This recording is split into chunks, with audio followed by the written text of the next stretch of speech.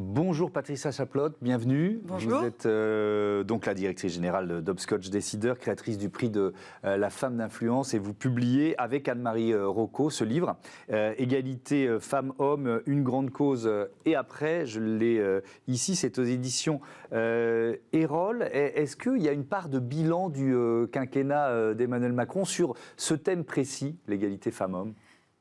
Au moment où j'ai eu envie de faire ce livre, je me suis rendu compte que concomitamment, il y avait eu le hashtag MeToo en octobre 2017.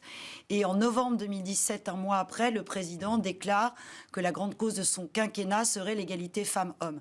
J'ai trouvé que c'était intéressant de voir ces deux événements se rejoindre et de se dire, après tout, qu'est-ce qui s'est passé depuis ces 5 ans. L'idée, c'était évidemment de faire une analyse et de pouvoir publier le livre juste avant la date anniversaire de la Journée de la femme, et puis d'être un mois avant l'élection présidentielle et de regarder en fait ce qui s'était passé. Qu'est-ce que vous mettez au crédit du président et de son gouvernement ? Déjà, de déclarer que sa grande cause serait l'égalité femmes-hommes, c'était déjà bien. Il faut aussi regarder que suite à son élection présidentielle, il avait publié un appel aux femmes sur Facebook et ça a permis à beaucoup de femmes de s'inscrire pour être candidates aux législatives. Et nous avons aujourd'hui 228 femmes députées et donc on est à presque 40% de femmes à l'Assemblée nationale, ce qui s'était jamais vu sous les autres quinquennats. Donc déjà, il a démarré en donnant une chance à plein de femmes qui n'avaient jamais fait de politique de leur vie. Et après, dans les réformes, qu'est-ce que vous mettez en avant ? Il a rencontré cette femme incroyable qui s'appelle Marlène Schiappa, qu'un élu lui a présenté. Et c'est vrai qu'ils ont fait un certain nombre de choses. Le Grenelle des violences faites aux femmes. Bon, il y a eu le bracelet qui est anti-rapprochement, non pas pour les femmes et pour les hommes. Je crois que c'était important aussi d'expliquer que c'est pas aux femmes de prendre leurs enfants sous le bras et de s'en aller, c'est plutôt aux maris violents de les faire partir. Voilà, il y a eu beaucoup de choses qui ont été faites. L'index de Muriel Pénicaud sur la transparence des niveaux de salaire dans les entreprises, ça c'est aussi important parce que quand on est dans une boîte, on peut demander à savoir combien est payé un homme qui a le même niveau de diplôme que vous et le même niveau de hiérarchie dans l'entreprise. Si on met, alors c'était la colonne crédit, à la colonne débit, vous mettez quoi ? Alors, la colonne débit, je le dis et je crois que certaines marcheuses le disent aussi, le président a été changé le président de l'Assemblée nationale, 2 à 3 fois le président du groupe parlementaire, le président du parti. On a changé de Premier ministre pendant 5 ans, pas une femme. Ça, j'ai tenté de dire en riant, il y a un petit truc quand même. Il y a un petit côté club anglais dans l'entourage d'Emmanuel Macron. On peut le regretter parce que je pense qu'il y a des femmes bien dans l'entourage du président de la République ou même ailleurs. Et je pense qu'on aurait pu mettre des femmes à ces différents postes. Et alors, je voudrais qu'on parle maintenant de la crise sanitaire et je vais citer Simone de Beauvoir qui écrivait ceci, n'oubliez jamais qu'il suffira d'une crise politique, économique ou religieuse pour que les droits des femmes soient remis en question. Ces droits ne sont jamais acquis. Vous devrez rester vigilant de votre vie durant. Malheureusement, la crise sanitaire a prouvé que c'était vrai. La crise sanitaire a prouvé que c'était vrai. On voit sur les plateaux de télévision, au moment où il y a eu la crise, il y a eu beaucoup plus d'hommes qui ont été présents sur les plateaux que de femmes. Alors, il y a aussi beaucoup plus d'hommes scientifiques, mais donc il a fallu quand même aller chercher des femmes. On interviewe dans le livre, on consacre un chapitre à Karine Lacombe, qui a été une femme qui est infectiologue et qui a occupé beaucoup la place sur les plateaux. Mais elle nous raconte, pour ceux qui liront le livre, ils le verront, combien ça a été violent pour elle. Elle a été accusée d'être proche de certains lobbies pharmaceutiques. Il y a eu des violences, elle a eu des menaces de mort. Plus parce que c'était une femme, d'après vous ? Elle le voit comme ça, en tout cas. Et c'est vrai que ça a été très difficile pour elle. À un moment donné, elle voulait plus aller sur les plateaux. Puis elle s'est dit, il ne faut pas que je lâche l'affaire, il faut que j'y retourne. Donc on voit effectivement que toute cette période du Covid a fait un peu disparaître les femmes du paysage médiatique. Alors, On est effectivement à un peu plus d'un mois du premier tour de la campagne présidentielle. Il y a beaucoup de candidates de cette campagne. Cette année, il y a beaucoup de candidates. C'est un progrès. Ah, c'est un progrès. Ouais. Je ne sais pas si une d'entre elles gagnera, ce qui serait évidemment une bonne chose pour la démocratie et la place des femmes. Mais en tout cas, il y a beaucoup de candidates. Et je pense que c'est bien parce que ça s'améliore.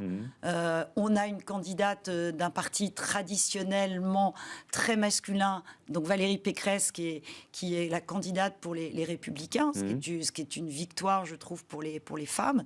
Et je pense que c'est une femme très très bien et qui a toute sa légitimité à être là. Après, est-ce que certaines d'entre elles vont gagner? C'est une autre histoire. Est-ce que Éric Zemmour, c'est votre épouvantail dans cette présidentielle? Un peu. Parce que, voilà, il y a cet aspect sexiste. Il tient des propos à l'encontre des femmes qui sont assez violents, qui sont assez déstabilisants. Alors après, il essaie de se rattraper parce qu'il faut savoir qu'il y a 52% des personnes qui votent sont des femmes. Donc il a peut-être un peu compris que finalement, il fallait quand même... voilà. Mais c'est vrai qu'il a des propos qui sont très sexistes. Voilà, il faut plutôt que les femmes restent à la maison. Il faut plutôt que...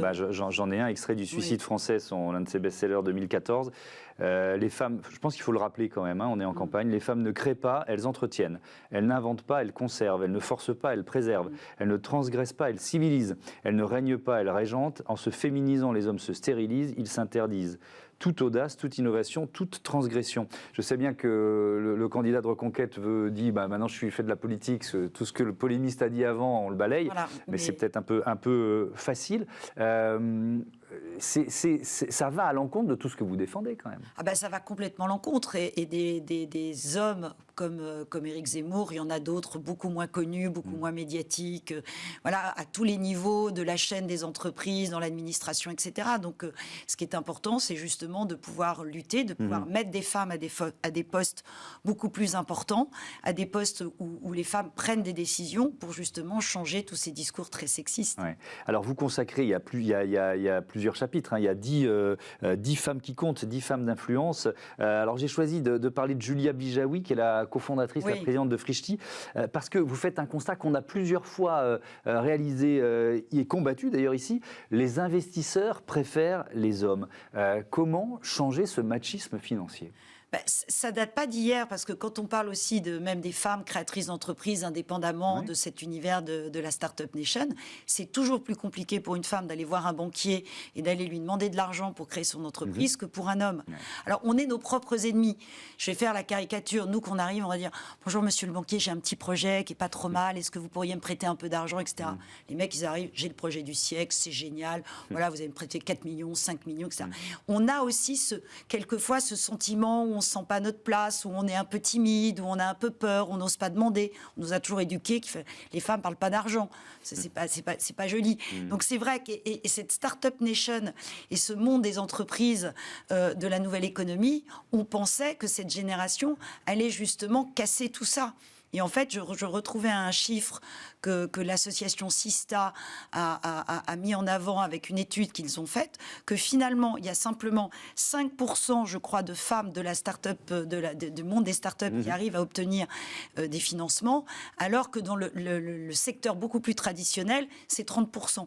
Donc en fait, l'univers des start-up, Julia Bijawi était la première à rentrer au Next 40, donc le CAC 40 des start-up, et là, on se rend compte qu'un an après, elle n'y est plus et il n'y a plus de femmes. Donc on est reparti à l'envers. Donc il y a encore beaucoup de travail. Et il y a eu quelques photos, notamment une qui a repris le chapitre sur Julia Bijawi, pour ne pas le citer, nos amis de Challenge. Où on voit la photo de ces hommes des startups qui sont tous en jean et en chemise blanche. Et ils sont 20 mecs. Il n'y a pas une femme. Autre témoignage dans votre livre, celui de Delphine Ernotte, la présidente de France Télévisions. Alors là, on est autour de la question de la place, de la représentation des femmes dans les médias. Mais je voudrais aussi évoquer un aspect que je trouve important. Delphine Ernotte, elle a nommé beaucoup de femmes à des postes de direction à France Télévisions. Est-ce que c'est une sorte de mission que les femmes dirigeantes doivent se donner ? Je pense que les lois Copé-Zimmermann, la loi Marie-Pierre Rixain qui a été votée en décembre dernier, montrent qu'il faut effectivement pousser un peu les murs et forcer un peu avec des quotas, malheureusement, le fait qu'il y ait des femmes qui aient des postes de direction. À partir du moment où des femmes dirigent, elles vont pouvoir prendre des décisions, pouvoir décider de nommer des femmes à certains postes. Je peux prendre même l'exemple de la haute administration. Marianne Barbalayani, qui dirige Bercy, a mis des comités de sélection dans les directions de Bercy. Et s'il n'y a pas au moins 1 ou 2 CV de femmes ou que ses équipes ne lui présentent pas des femmes, elle ne retient pas la candidature. Voilà. Parce que si vous arrivez avec 5 CV d'hommes, ben non. Voilà. Et de dire cherchez, je suis sûre que vous n'avez pas bien cherché. Cherchez, je suis sûre que vous allez trouver des femmes. Oui. Je pense que dans le monde des médias, c'est pareil. Voilà. Alors il y a beaucoup de duos maintenant. Je trouve que c'est assez marrant. Est-ce qu'on a compensé un peu ces sujets-là dans les chaînes d'infos? Il y a beaucoup de duos hommes-femmes. Ce qui est plutôt pas mal. Les choses évoluent. Je pense qu'une femme comme Delphine Ernotte fait évoluer la place des femmes. Mais là où je suis d'accord avec vous sur le volontarisme, c'est aussi dans les choix de programmation. Alors là, je parle de ce qu'on fait nous ici, d'essayer le plus possible avec Joséphine Dacoury, la programmatrice de l'émission, d'atteindre ou de flirter avec la parité. Restez avec moi. C'est surtout les sujets aussi. Bien sûr, les thèmes. Qu'il y ait des femmes en plateau et que les thèmes soient aussi... Évidemment, on est d'accord. On accueille tout de suite Marie-Claire Capobianco pour parler, entre autres, du prix de la femme d'influence.